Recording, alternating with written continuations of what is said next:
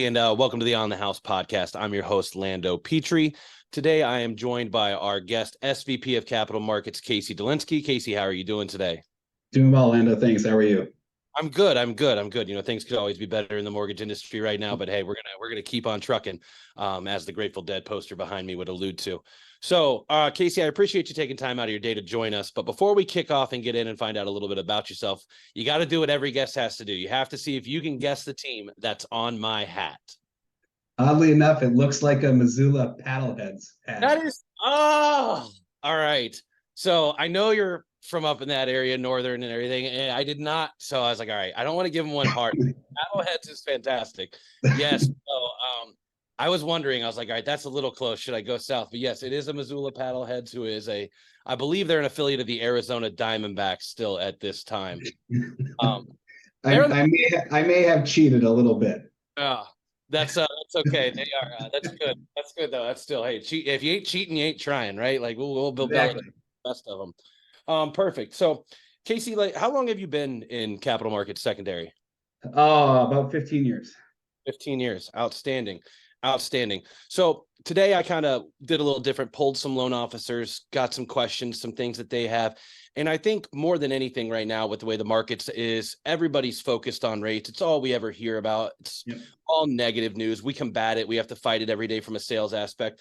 But I think one of the things that's different is I think a lot of loan officers out there just hear the noise. They repeat what they're told from someone else, but they don't always understand what actually goes into it, what the day-to-day workings are like. So that's what I want to find out a little bit with you today. And that brings me to one of the first questions is, you know, what's a typical day in the life of capital markets secondary? Like, what are your daily functions? What do you do, focus on, and kind of fill your day with? Sure. So the first and most important thing of the day is getting pricing out. So we have a go price, right? So in our pricing engine Poly, you have a price for go, and then you have a price from our other aggregators. The go price, what goes into that is gathering pricing from various sources. Fannie and Freddie Direct is our main sources, and then Ginnie Mae market security pricing. After you get those base prices put together, I got to figure out if I'm selling servicing, what can I sell servicing for today? Those numbers change as the market moves. So we kind of compile that data, put it together, and say, here's our base price, here's our SRP. So that's the price I'm putting out to our loan officers as a go price. We try and be as aggressive as possible on that stuff to ensure, we are as competitive as the aggregators are on a lot of these things. And then we get that out through Poly, and then all the aggregator pricing shows up with it in due time. So getting that stuff into Poly, managing Poly, and the constant updates that we do in there. We're always trying to make sure that the user experience is as good as possible. At any given time, we have 10 to 15 tickets in with Poly of things we're trying to make easier or better to use. So that's kind of a constant battle. From there, it's loan sales and securitizations. Every day we have loans that close. Every day I need to sell them, clear our warehouse lines so we can fund more loans. So that happens frequently, selling anywhere from, 10 to 30 loans a day, depending on closing volumes. And then after that, it comes the shipping and delivery portion. So we have to, deliver the data to the aggregator or Fannie or Freddie. And then we have to deliver docs to those places and get those any steps cleared, things cleared up that we missed in sending the first time. So that's kind of a longer process depending on the investor. Some investors are harder to work with than others. Like the assembly line. Yeah, exactly. Yep. From there, it's hedge oversight and management. Anything that's a go product, we have to hedge that product. I don't lock those loans in directly with an investor, but I do lock in the price. So that leads, I think, to some can help people understand some questions later. Anytime we pick a price and a borrower locks a rate, my job is to make sure that I protect that rate regardless of market movement over the life of that lock before the loan closes and I can sell it. So that's all kind of falls under capital markets and secondary. And then, the last piece, and probably one of the most important ones, is sales support. Our job is to make sure that the loan officers get what they need to get a deal done. I get 4 or 5 calls a day from loan officers. My team gets more than that. And usually it's bigger issues for me. Trying to figure out how can I make this thing work? Here's the circumstances. Is there a different investor we can work with? Is there, can we change the loan criteria a little bit to make it work? So that's kind of the end of what we do. Put a lot of stuff together, support sales, and try and make everything and all of our loan officers as successful as possible. I can imagine you have a lot of conversations with sales right now because everyone's trying to squeeze blood from a turnip out there with what it is. So there's definitely a lot of getting skinny and figuring out things on how you can do it. Right. Absolutely. So, all right, that's interesting. So I think that's a lot more than a lot of people think as far as, a lot of times we think of secondary as the very beginning of the process. I need to lock in the loan, get my pricing right, to whereas a loan officer as myself, shipping, post funding, I'm out of it. I don't know where it is. Like, I'm not looking at it. I'm done. I got paid. I'm on to the next one, right? Clear to close. We'll go have a cocktail, right? Yeah, But I think after it's funny that one of the biggest things that people don't seem to realize is secondary touches every single loan at the start, and every time there's a change in the loan through the process, and then at the end again. Yeah. So it's a constant thing. We have to manage all the loans in the pipeline throughout the life of the loan. Bookends, beginning and end. Got it. Awesome. Cool. All right. Well, one thing I wanted to do, because, I've had the pleasure of knowing you for a while. And I think one thing that you kind of do that's easy is you kind of simplify some of the things that people are hearing out there, make it a little easier for me to understand what's happening in the market. So I'm not going to go doom and gloom and ask you exactly what everything's happening right now, because we know, look, the answer is it's just not great. But what I think, as a young loan officer, right, the things that I didn't understand was all the terminology I heard. Now, pricing, to me, I was spoiled in the fact that I started 17 years ago when I still printed rate sheets every day. So understanding LLPAs, the adjustments, the state hits, the things like that, I found out and realized I got an idea of why pricing for a certain client is completely different than the other. But the one thing that took me a long time to be able to articulate is what affects the rates, not the price that I get at the end, but like the market. And you hear all these different things from different insiders and all these things, but they all use bigger words. So how could you help me explain like how the mortgage markets move, that I may be able to educate someone that's a customer that has no financial background? Yeah, I mean, the easiest answer is pretty much everything can affect the market, right? The market's also very emotional. So fundamentals and economic data, things that come out, the market doesn't necessarily have to move in correlation with how it should based on those fundamentals being released. Yeah, guideline changes. When FHA changed their flipping rules and put in, their refinance rules, that increased the value of Ginnie Mae securities. It makes them last longer, right? There's slower prepayments because they have to be slower. All those kinds of things make those securities more valuable to the end investor. So keep in mind, every single mortgage loan that's not held in a bank's portfolio, right? So anything that goes to Fannie and Freddie and Ginnie, all of these things are securitized, packaged into a bond, and somebody is buying it at the end of the day. Whether it's the government or a pension fund or an insurance company, somebody's buying it to get that recurring income. Anything at all that makes those bonds last longer or pay off sooner is going to affect your rate. So economic changes. When inflation gets really low, people have a lot more money. They start paying down their loans faster. When things get really hard, it slows it down, but it creates another set of problems that could affect rate. The Fed and their policy changes. Every single thing that affects how borrowers pay off their loans is going to have an effect to some extent on rates. Always makes it clear as mud, right? When it comes to the Well, I get it though. I understand, right? There's a multitude of things. Now, to add on to that, right?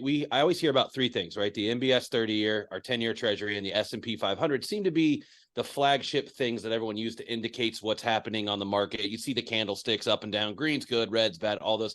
Is there a reason that those three things seem to be the one that's put out there the most, or we see the most of? So equity markets, so the S&P versus the bond market, and the 10-year has been traditionally a sticking point. I mean, back before the MBS security market was created, the 10-year treasury was the main driver of mortgage rates. I think it's interesting how much stock people still put in the 10-year on a mortgage rate. You know, look back, mainly because the MBS market has disconnected to some extent from the 10-year Treasury now. They still affect each other, but mortgage rates are solely dependent now on the MBS market, where before it was dependent on the 10-year Treasury. I think the main reason that they're broken down into those categories is it's takes a lot of stuff and puts it into a simple bucket, right? What's the average stock price doing today? The 10-year Treasury is an overall gauge of the broader bond market. So let's just look at that, right? You know, the 30-year coupon, 30-year mortgage-backed security pricing, that gets a lot more complicated. And I mean, every coupon, all the coupons move in 0.5% increments. So you have a 6 coupon, a 6.5 coupon, a 7 coupon. Those things all have their own intricacies with them, and they're valued very differently. So obviously, the higher coupon, the faster they pay off, generally speaking. So when the market is deciding the value on these things, they look at what's prepayment speeds in that coupon, right? You know, if you have a bunch of loans, right now we're doing loans in the mid sevens, right? Which a 7.5% loan is securitized into a 7% security. It's usually about a 0.5 point lower. The reason for that is the servicer gets some money, the Fannie Freddie gets some money to guarantee the loans, and then the end investor, the pension fund, the bond, you know, the bond holder ends up with their 7%, right? They're watching those things, looking at prepayments. If it's too high, you know, if you have a 7.5% loan and rates go to 7.25%, that's probably not going to affect very much. If it goes to 6.5%, now everything above that's going to refi, right? So the value drops off dramatically, while the value of other things might not drop off dramatically. So there's a lot of things that affect that once you get into that coupon level. But I think those generalizations just make it easier for the average person to look at and understand what's going on. Makes sense. I mean, yeah, look, hey, we're all hoping that everyone in the sevens is going to be refinancing here soon, right? We'd like that bump in business, that's for sure. All right, cool. I want to get to a part here. So like I said, one of the things I did is I reached out to certain loan officers, varying from the oldest loan officer I know in the industry to brand new, doesn't know his ass from his elbows kind of person. So we've got some questions, and some of them I want to ask you to kind of give me a thought behind it. I think one of the ones that people don't always understand is, you know, why can't I just relock it? Rates are better. Right. So all of this comes down to, you know, the fact that the second a loan is locked, somebody is protecting that price. Okay. So what that means is we have a $500,000 loan get locked. I turn around and I'll sell a $500,000 mortgage-backed security, which locks in my price. If rates go up, the value of my hedge goes up. I make money on the hedge if rates go up. But the problem is that makes the loan less valuable. The point there is I'm at a zero-sum game, right? I've lost money on one side, made money on the other. My margin is intact, essentially, is the idea. If I allow you to relock, I guarantee we lose money as a company, right? Loan officer still gets paid the same amount. Everybody else still gets paid. The company loses money. And that same philosophy extends to every aggregator lock. Okay, we do a best efforts lock with AmeriHome. Well, we could relock with somebody other than AmeriHome, but it would take very little time at all for AmeriHome to then cut us off and never allow us to do business with them again. Understand. Good faith. Right. So this is all about, you know, making sure there aren't losses on the loans, and then also at the aggregator, you know, investor level, ensuring that we don't have too many cancellations that cause them to lose money, which means they cut us off and don't allow us to do business. Makes sense, right? You got to protect the relationships first, and then make sure the business is profitable, which is always good for any company. Tends to work out better for them in the long run. Usually good, yes, especially in today's market. Yeah. So, all right, I hear this word. You said, we've both said it a couple of times. Is there a difference between when I say investor and you say aggregator? Not really. I mean, the term aggregator is just used to say somebody who takes a bunch of loans on a correspondent or broker basis, aggregates them together, and essentially sells them direct. It's an investor. It's the same thing. Okay. You could say, well, some investors are not aggregators, right? It's a portfolio product or something. Generally speaking, from a terminology standpoint, it's all the same thing. Makes sense. All right, so this one's going to be a little bit more specific than I normally get, and I think it's due to what we're seeing in the market. So like it right now, I think the one thing that everyone sees, why at this time are we so volatile throughout the day, right? There's more movement than we're used to seeing right now. Yep. At the end of the day, to me, this comes down to uncertainty. The market is always forward looking. So what's happening today, the market doesn't necessarily care about. It cares about where we're heading. Okay. And right now, where we're going to be 6 months from now is anybody's guess. And that changes constantly, right? Every time a new data point comes out, everyone freaks out. Oh my God, what I thought was going to happen isn't going to happen anymore. So that uncertainty is what's causing the volatility. Every little thing that happens has everyone go, well, what's happening 6 months from now has changed completely now, right? The Fed, 3 months ago, the Fed was going to raise rates again this year. Now it looks like they're not. That's had a huge impact on the market. Every single time that somebody says something about where we think we're going to go, it causes the market to react in a very volatile way right now. I can see that. I mean, I think, look, right, you're either trying to capitalize or protect, right, depending on your position and what you want to do when things are acting like this, right? It's what can I take advantage of and grab, or how do I make sure I don't lose my ass? And the other thing with that is, in a volatile market, there's money to be made, right? Yeah. Oh yeah. So guys like me who and in the mortgage business, we're hedging a bunch of this stuff to protect ourselves. There are a bunch of people out there just trading to make money, right? So their activity unfortunately affects us, right? We have days like we had a day last week, and today's kind of the same boat, right? We're off 20 or 30 basis points for no real reason. Nothing came out to have the market go down like that. It's probably just a bunch of people who made a bunch of money over the last week selling all their bonds and locking in profits. Makes sense. Makes sense. Well, you gotta get it while you can, I guess, right? So, all right. Question on this one. So, I think right now, inventory rates, everything's tough. You got a lot of people that are scraping everything they can to get a house, and I think one of the things that we're seeing is like some of your national, not the state down payment programs, because the state sets the rate. We're not. Why is pricing for stuff like Genoa or Essex seem to be pretty tough for everyone in the industry right now?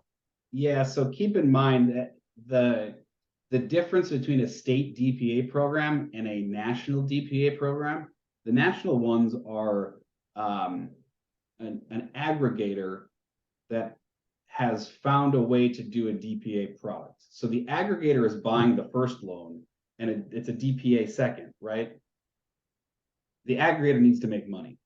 When you're looking at a state housing agency, there's a couple of different ways they do it. Some state housing agencies are they're funded with the purpose of providing down payment assistance, and they don't need to build it into the price. It's not self-funding, right?